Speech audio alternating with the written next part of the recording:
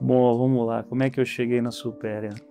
Bom, tinha acabado de retornar do Canadá, passei um ano estudando e trabalhando, né, estudando inglês, e eu voltei de lá com um projeto de entrar em alguma empresa grande, né? E quando eu voltei, eu comecei a me inscrever em alguns programas de trainee, enfim, CIA, algumas outras empresas, né? Só que acabou que eu não consegui passar nesses programas de trainee. E nesse meio tempo eu acabei começando a me interessar pela área de comércio exterior, né? E aí fiz uma entrevista numa empresa de navegação e na semana seguinte eu fiz uma entrevista na Supéria, na antiga Green, né? Eu tinha uma prima que trabalhava na Green, a Eduarda, ela era a coordenadora operacional. A empresa tinha 4 pessoas na época, né? Era o seu Rogério, que foi o fundador, o Léo, o Zé, a Eduarda e tinha mais uma estagiária. E aí eu fiz a entrevista, mas assim, eu vim com uma cabeça de empresa grande, né? E acabei fazendo. Eduarda, enfim, estavam precisando, estava começando, a empresa começando a crescer, né, e conectada com o mundo, comércio exterior, enfim, precisando de alguém que falasse inglês, porque ela já estava extremamente assim sobrecarregada, ela era sozinha para fazer a coordenação dos processos, dos pedidos que estavam entrando, né, e essa empresa de navegação ela acabou não me dando uma resposta. E aí eu fui para a entrevista e gostei muito do seu Rogério, né? O seu Rogério ele tinha um poder de convencimento, ele era super habilidoso assim com pessoas, né? Habilidoso com pessoas, uma pessoa extremamente comercial também e acreditava muito no negócio, né? Ele passou assim uma crença muito grande, ele tinha uma energia muito positiva, né?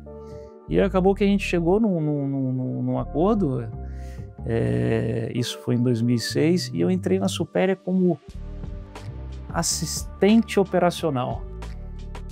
Não sabia nada de comércio exterior, né? A única coisa que eu sabia era falar inglês, e aí fui ser assistente da minha prima Eduarda, assistente operacional. E aí fui aprendendo, fui me ensinando.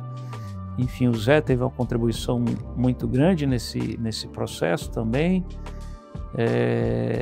E foi engraçado que no dia que a gente fechou, no dia seguinte a outra empresa me ligou.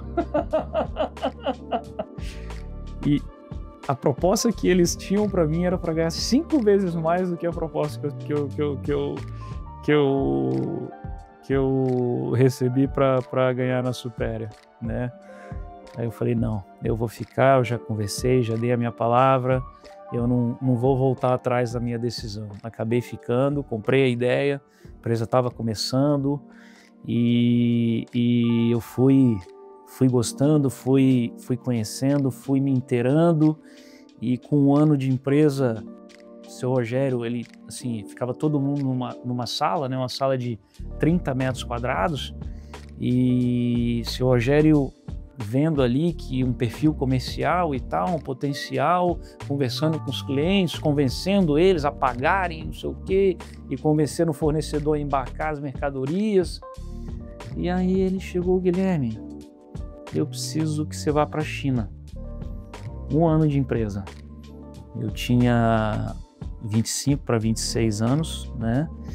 Aí eu preciso que você vá para a China. China naquela época não era nada do que é hoje, foi em 2007 isso, né?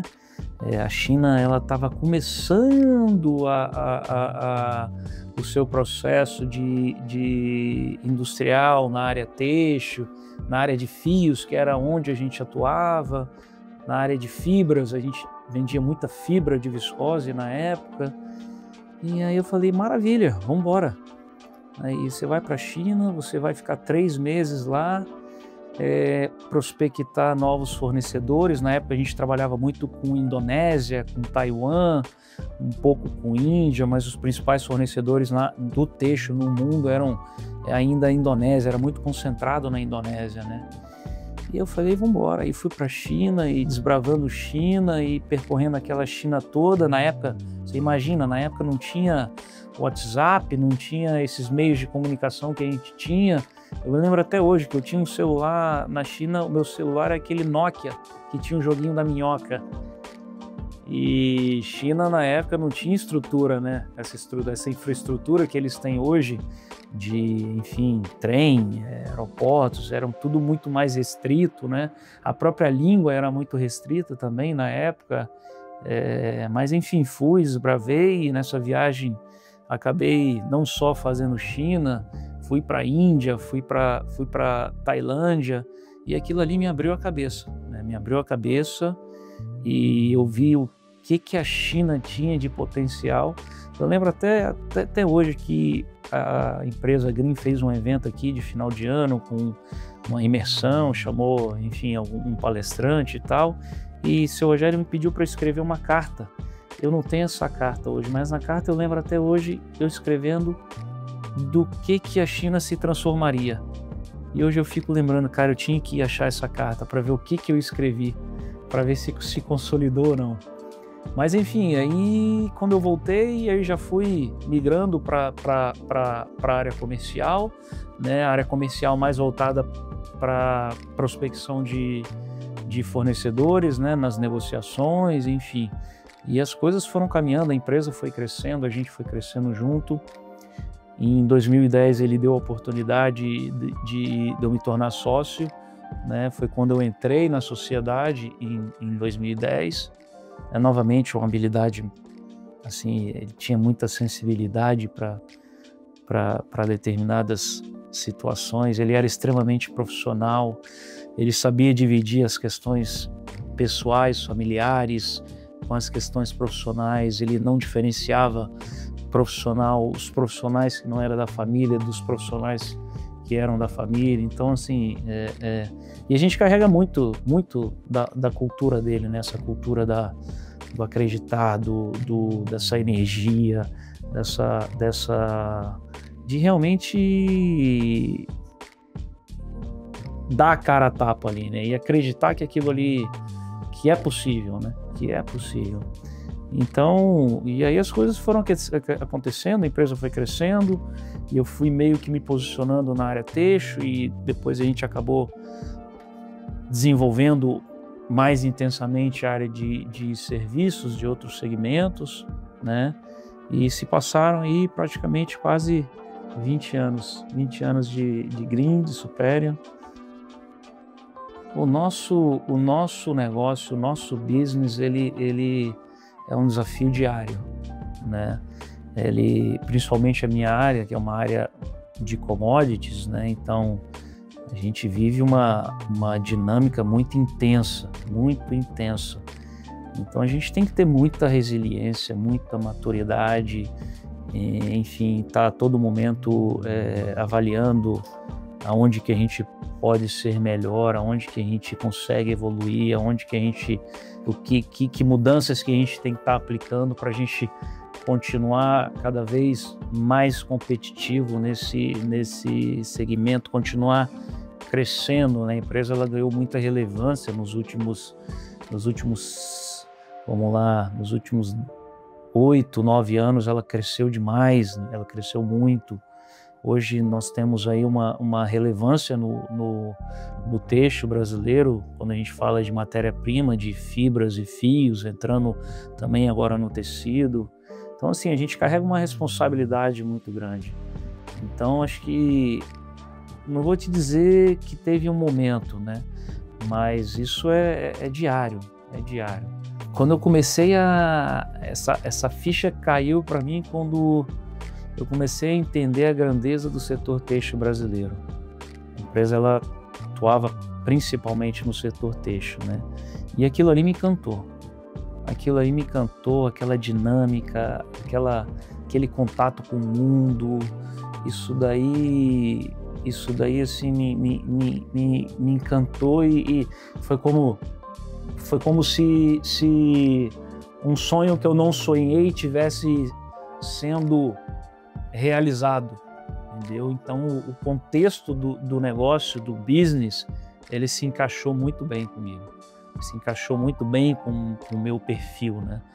Então, isso aqui para mim é uma diversão com responsabilidade, né? Então eu vivo isso daqui, assim, isso aqui é uma das paixões da minha vida, né? Uma das paixões. Desafio a gente tem todos os dias, adversidades a gente tem todos os dias.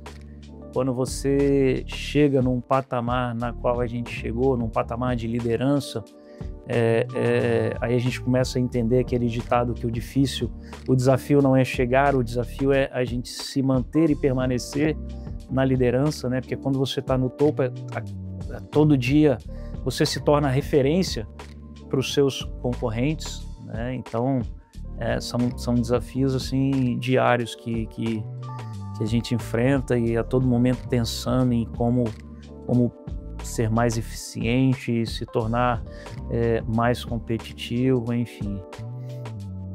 Olha, eu tive o prazer de fazer coisas que se encaixavam com um negócio, né, com um business. Então, muita coisa acadêmica que a gente viveu, né, pós-faculdade, quando eu já estava trabalhando, não eram temas maçantes, né? Eram temas que realmente se encaixavam com o nosso dia a dia. Então isso acaba trazendo um pouco de leveza, né? Porque você acaba espelhando o que você vive aqui, lá fora, enfim. Então isso para mim foi bem tranquilo, né? E quando eu fiz estava mais jovem. Quando a gente é jovem a gente tem facilidade para para assumir novos desafios na vida, né? Essa história que a gente construiu na Supera, ela é fantástica, né? Tudo isso que a gente construiu, da onde a Supera veio lá atrás, quando eu entrei, que tinham 4, 5 pessoas, né, e com volumes menores, enfim, completamente diferente de hoje. Isso, para mim, acho que isso é o sucesso para nós, né? Hoje a gente vai numa feira na China, onde estão os principais fornecedores de têxtil do mundo. Todo mundo sabe quem é a Supera, todo mundo quer fazer negócio com a Supera. A nossa credibilidade, a credibilidade que a gente construiu lá fora é uma credibilidade assim, é lindo de se ver, é lindo você chegar e conversar com alguém e a pessoa te trata assim, pô, é um tratamento assim completamente diferente, né? Então, o que a gente conseguiu construir como empresa, né, como que nós somos hoje, isso para mim é fantástico, né? É fantástico. Os desafios, ele realmente manter e continuar crescendo, né? Porque quando a gente chega numa relevância que nós temos hoje, o crescimento ele já se torna mais desafiador, né? Mais desafiador. Hoje a representatividade do texto que nós temos ela é muito grande. Mas assim, tem a área de serviços que tem crescido bastante, né? Onde a gente coloca as mãos, eu falo, bicho, onde a gente coloca as mãos, o negócio prospera, que a gente faz com muita intensidade, com muita seriedade, entendeu? Então tudo que a gente coloca a mão para fazer, a gente consegue fazer com excelência, né? Segmentos que a gente entrou no serviço, segmentos de rocha, a gente entrou em 2016, em 2018 a gente já estava ali com uma carteira enorme de clientes, um volume de processos fantástico e o mais legal, o feedback do mercado, dos clientes em relação à qualidade do atendimento do nosso time, do serviço que é prestado pelo nosso time, isso tudo é muito legal, né? Agora tem um segmento de aeronaves também, a turma da aeronaves, a Marina, o Léo, estão fazendo um trabalho fantástico junto com a Bianca, né? Enfim, todo o time, a Karine no operacional, estão fazendo um trabalho fantástico. Em menos de um ano foram, acho que 32 aeronaves negociadas, enfim, nós já estamos para quase 45 aeronaves em menos de 2 anos, né? Então, assim, isso demonstra que realmente onde a gente dá foco, a gente consegue realizar um bom trabalho. Seu Rogério, ele era um cara fantástico, né? Ele era um cara extremamente inteligente. Ele sabia lidar com qualquer tipo de situação, né? Ele, enfim, com pessoas ele era muito bom, né? Ele sabia o momento de quando ele tinha que puxar e o momento que ele tinha que, tal do morde a sopra. Ele tinha uma habilidade para fazer isso sem ofender a outra parte, entendeu? Ele tinha uma habilidade assim com pessoas. Ele tinha uma habilidade enorme, gigantesca em lidar com as dificuldades.